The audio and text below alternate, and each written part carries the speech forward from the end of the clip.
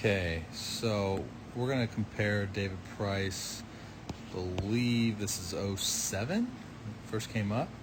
This is 19 or maybe 20. Yeah, because he just came over the Dodgers, I think. Dope swag band. All right, so using my protocol for the 5 mechanical checkpoints, we're going to look at the first one. Okay, so step 1, we look at peak leg lift. Now, the video here on the right of him in LA, it's a modified quick step. So this is his peak leg lift for this particular rep. I should have these videos synced up. If it's a little bit off, I apologize and I'll try to adjust. But this is where we're at so far. Noticing right off the bat a little bit different posture of the trunk, whereas here at the raise it's a little bit more upright. You'll see it a little bit better here in this next one.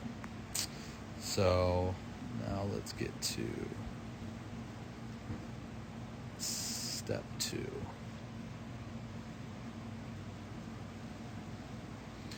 So step 2 is full hand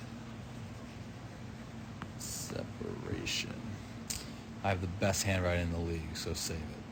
So full hand separation, the point in which his hands are at his maximum separation. Now we really start to notice the difference, right? Again, more upright with that trunk, where this one is clearly kind of shifting that way. And then next thing that I noticed was flexion. I know you can't see his arm over here versus more extension, right? Longer arms over here.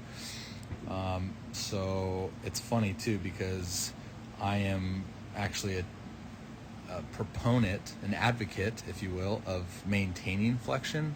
I think flexion breeds simplicity, which breeds repeatability, in my honest opinion. But I'm not saying I'm always right.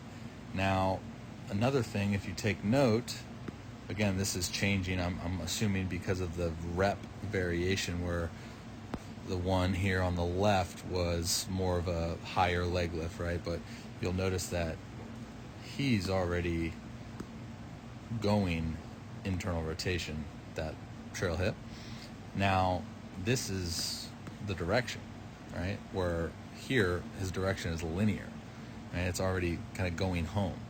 So that's something that I see off the bat. I don't know if that's an intentional thing that he is doing, because there's a conversation to be had about intentionally forcing direction at like a different angle to maybe build up more rotational energy to disperse at the last second. So here we go. All right, now 3. We're going to get to full front foot strike. So let's go here.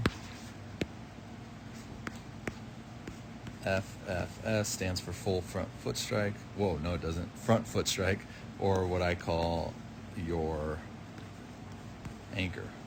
All right, so your foot is anchored into the ground. So now we can really start to see, okay, because both of these videos are essentially straight on, right? Obviously one's higher, but this is where we can really start to see a difference, where the trunk is already beginning to rotate, I think because of that early hip rotation. But what's interesting is I would say that hip rotation here on the left is relatively in the same spot, but notice where his hand is. Now, he's going to create a lot more leverage with that arm coming through. He's going to be able to leverage his arm using his whole body, right? So here on the right with LA, he's limited for his leverage because of his trunk. Right, so we're going to play it at synced up at release. Okay, so this is where we got off a little bit, so let's unlink, get a release.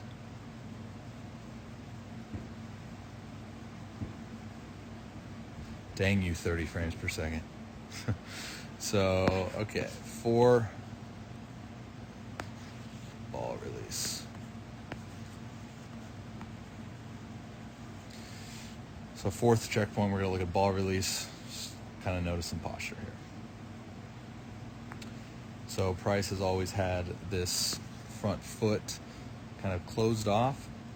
I could be wrong, but here it kind of looks more closed off due to his direction.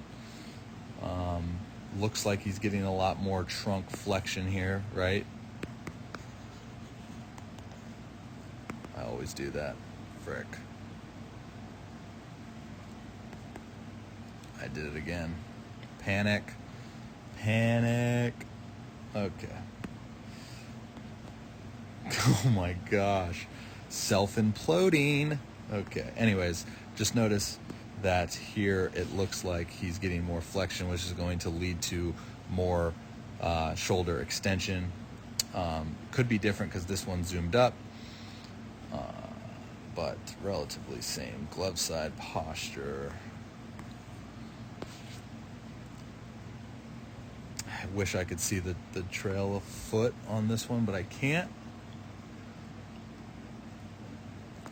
I know the videos aren't exactly synced up, but I would assume, since it does appear that his trunk is more in flexion here, that he's going to get more extension at ball release, and he's going to be able to disperse expense. I'm not sure the word there, to be completely honest with you. I got drafted out of high school, remember that.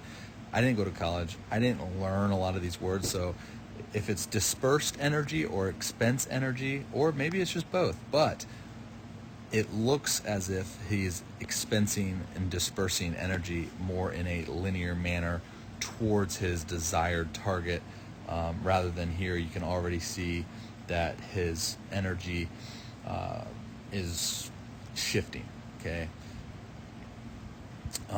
So that's more so to do with where he started, meaning boom, right? So you have this tilt, but his energy's here, so the body's naturally going to want to aggressively compensate and pull that way. Does that make sense? Cool. Thanks for answering. So now, 5th checkpoint.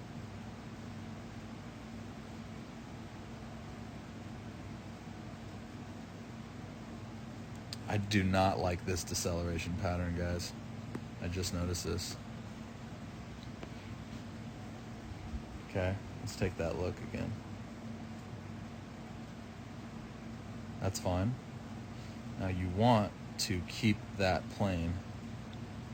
Okay. So wherever ball release was, you want to keep plane. So let's see if he does it. What is that?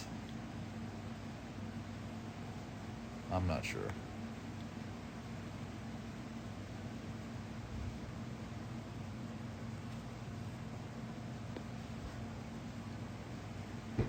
Huh. So, and then checkpoint number 5 is finish. Dude, I'm freaking losing my ish over here.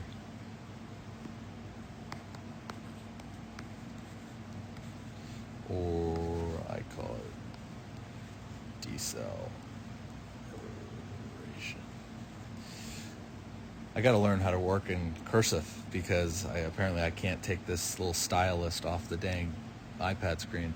So 5th checkpoint, I'm looking at finish or just arm deceleration, and we pretty much just hit on that with the whole deceleration pattern. But notice where he is decelerating, giving his arm way more time, right? So that's end range deceleration there with trunk rotation, right? Whereas here,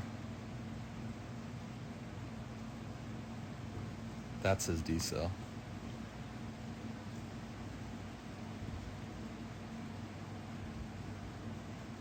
So, yeah, I don't like that decel pattern, right? So my thing, I'd encourage you to go to look at more of my stuff on deceleration, but the arm's only going to accelerate as fast as it can decelerate, guys.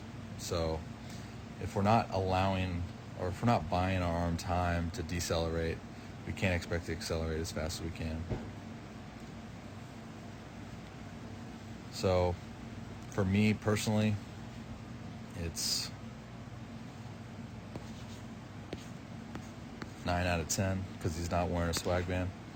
And then here we go, 5 out of 10, just because I really like the color blue and he's got a swag band. But you can tell that there's differences and compensations. So, okay.